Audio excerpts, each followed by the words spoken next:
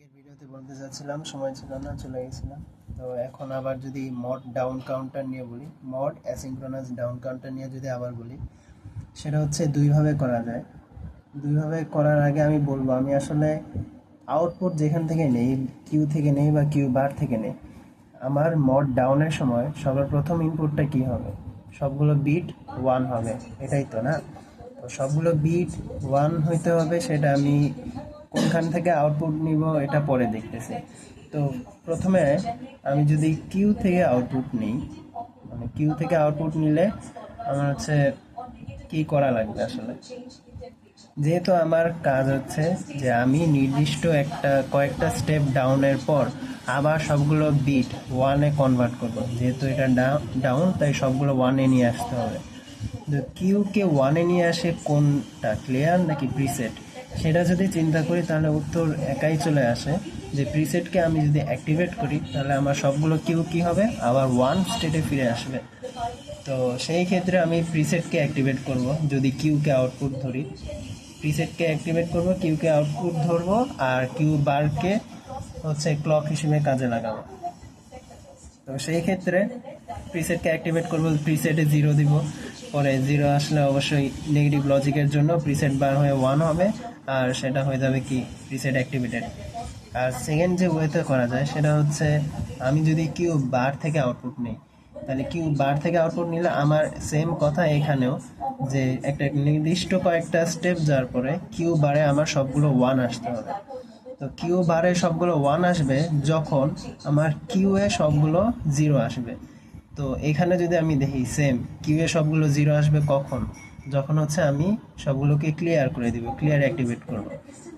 তো সেমভাবে এখানে এই ওয়েতে আমি ক্লিয়ার অ্যাক্টিভেট করে কিউকে 0 করতেছি, আর অটোমেটিকলি আলটিমেটলি আর কি আমি কিউ বারকে 1 করতেছি। তো সেকেন্ড ওয়েতে আমি কিউ বারকে আউটপুট ধরবো, ক্লিয়ার করব, আর হচ্ছে কিউ যেগুলা ওগুলাকে হচ্ছে পরবর্তী ফ্লিপ ফ্লপের জন্য ক্লক হিসেবে কাজে লাগাবো।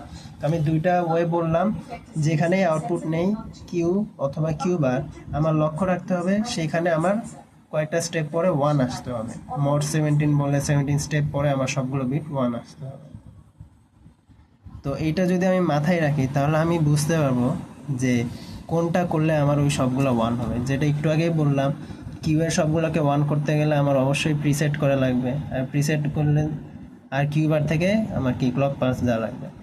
আর আমি যদি কিউ বার থেকে আউটপুট নিতে চাই, মানে সবগুলো 1 আনতে চাই, তাহলে সেক্ষেত্রে কী করা লাগবে, আমার কিউকে 0 করা লাগবে। এখন কিউকে 0 করে কে ক্লিয়ার করা লাগবে। তো এই প্রশ্নটা নিজেকে করলেই উত্তর পেয়ে যাব। তো আমি একটা এক্সাম্পল দিয়ে দেখাইতে চাই, কয়েকজন বলছিল দেখাইতে, সেটা আমি দেখাই দিই। সেটা হচ্ছে mod 17 down counter, asynchronous down counter. তো এখানে মড 17, তো 2^4 হচ্ছে 16, তার মানে আমার একটা বাকি থাকতেছে 2^5, মানে 5টা ফ্লিপ ফ্লপ নেওয়া লাগবে। সেটা নিয়ে নিলাম, 5টা টগল ফ্লিপ ফ্লপ। এখন আমি এখানে প্রিসেটে ইউজ করে তারপরে করছি, তো সেইভাবেই দেখাচ্ছি। তো প্রিসেটে 5টা নিলাম টগলের ফ্লিপ ফ্লপ নিলাম, সবগুলার টিএ টিবি টিসি টিডি টি এগুলোকে আমি 1 স্টেট করলাম, কারণ টগল 1 না হলে আমার ওইটার কোনো ভ্যালুই থাকবে না টগল ফ্লিপ ফ্লপের। তো ওইটা করলাম ফার্স্টে। তারপরে হচ্ছে আমি আউটপুট নিচ্ছি কিউএ থেকে, এখানেও সেম কিউএ থেকে আউটপুট নিচ্ছি, তার মানে আমার কয়েকটা স্টেপ পরে 17 স্টেপ পরে সবগুলো 1 আসতে হবে। তো 1 আসার জন্য কী করা লাগবে, প্রিসেট অ্যাক্টিভেট করা লাগবে। এর জন্য আমি প্রিসেট অ্যাক্টিভেট করছি। প্রিসেট অ্যাক্টিভেট করার জন্য অবশ্যই এখানে একটু কার্ভ দিছি যাতে বোঝানো যায় যে দুইটা ইন্টারসেক্ট করে নাই।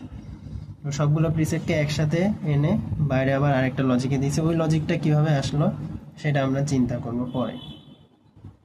তো ওইটা যদি চিন্তা করতে চাই তাহলে আগে ডেসিমালগুলো সাজাই নিব। এখন ডেসিমালগুলো সাজানোর ক্ষেত্রে যে কোনোভাবে সাজাইতে পারি, উপর থেকে নিচে বা নিচ থেকে উপরে। ডাউনের ক্ষেত্রে উপর মানে বড় থেকে নিচে যাওয়াই বেটার, কিন্তু এটা একটু টাফ হয়ে যায়, মাঝে মাঝে ভুল হওয়ার চান্স থাকে। সো ছোটো থেকে বড় গেলেও সমস্যা নেই, কিন্তু বইলা দিতে হবে যে আমি এখান থেকে এখানে আনওয়ান্টেড স্টেট নিছি। যেমন এখানে যেমন করছি, সেই ক্ষেত্রে হচ্ছে এখানে কি 17টা যাওয়ার পরে এটা হচ্ছে আনওয়ান্টেড, এটা কি সবচেয়ে বড় ডিজিট ছিল আর এটা সবচেয়ে ছোট ডিজিট ছিল।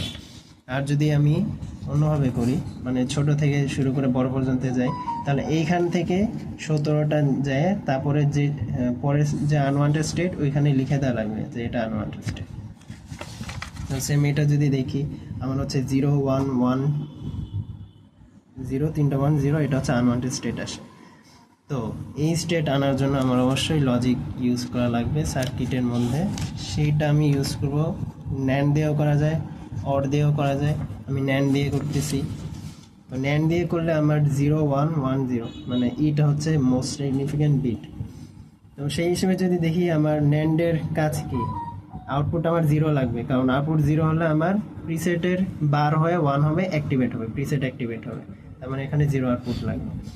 তো 0 আউটপুট লাগলে এখানে নট আছে, নটের ভিতরে 1 আসতে হবে। তো 1 আসতে হলে মাল্টিপ্লাই মানে সবগুলাই 1 হওয়া লাগবে। তো এখানে 3টা 1 আছে, এই 3টা ডিরেক্ট আমার ন্যান্ডে চলে যাবে। কিন্তু যে 2টা 0 আছে সেই 2টা কি হবে, একটা নট দিয়ে তারপরে ন্যান্ডে এন্টার করবে। তাহলে আমি এইভাবে আমার লজিকটা এখানে কানেক্ট করতে পারতাম। কিন্তু এখানে তো 5টা ছিল, এখানে 2টা কেন দিলাম, সেটা প্রশ্ন আসা হচ্ছে কি, আমি যদি আবার একটু কেয়ারফুলি তাকাই, আমি যদি দেখি আমার এখানে একটা স্পেশাল ক্যারেক্টারিস্টিক্স চলে আসছে।